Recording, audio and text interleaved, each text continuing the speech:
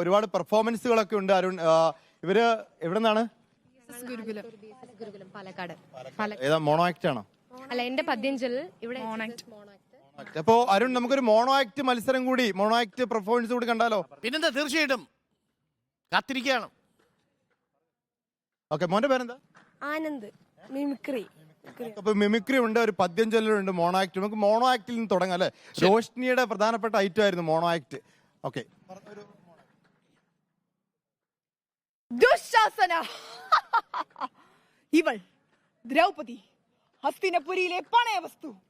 പഞ്ചപാണ്ഡവരുടെ ധർമ്മപത്നിയായ ഇവൾ നമുക്ക് മുന്നിൽ വസ്ത്രാക്ഷേപം ചെയ്യപ്പെടട്ടെ.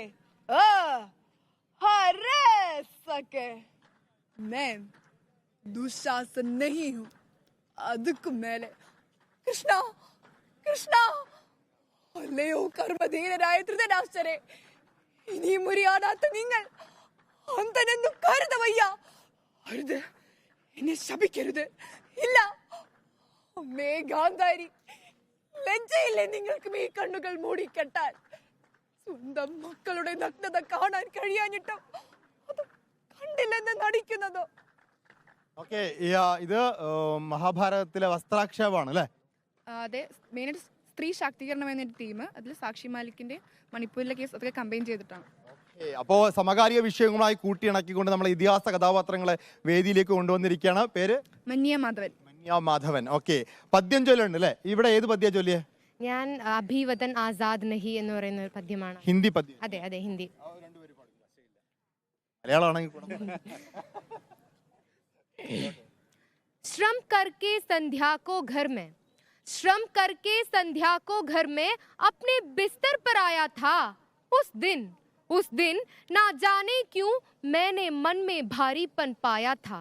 जब आंख लगी तो सपने में लहराता तिरंगा देखा था. राष्ट्र ध्वजा को गोद लिए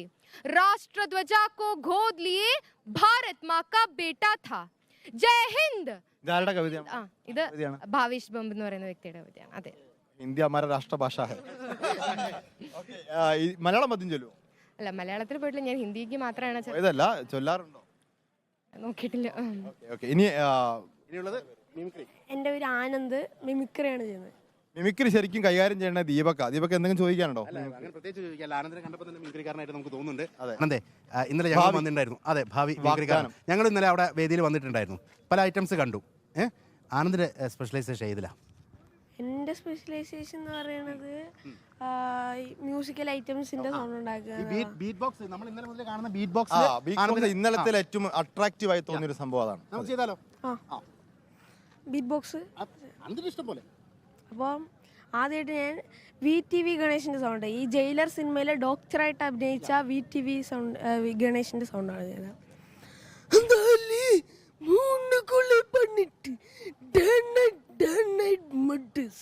அதனால நான் பரல 93 அப்ப நீடா வின்னு அப்படியே நில்லு, ஸ்ட்ரெயிட் போய் லெஃப்ட் எடுத்து ரைட் எடுத்து 3ാമത്തെ റൂം.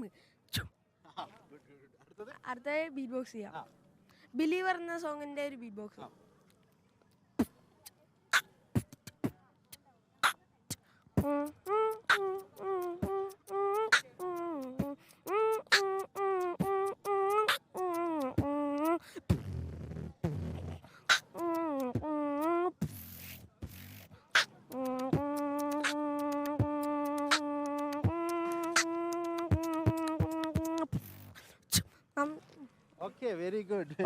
ഇന്നലെ സത്യത്തിലെ ഈ ശബ്ദാനുകരണത്തിൽ ഈ നടന്മാർ രാഷ്ട്രീയക്കാരൊക്കെ എടുക്കുന്നത് വളരെ കുറവായിരുന്നു. എന്തുകൊണ്ട് അങ്ങനെ ഒരു ട്രെൻഡ് കുറഞ്ഞു വന്നേ?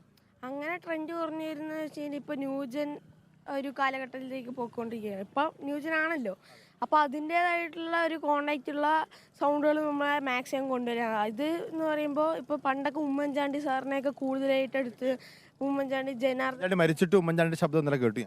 അത് എടുക്കുന്നത്. അപ്പോൾ നമ്മൾ എന്താണ് ഇങ്ങനെ എടുക്കുന്നതിന് അങ്ങനെ ഒരുപാട് കുറയും അല്ലേ?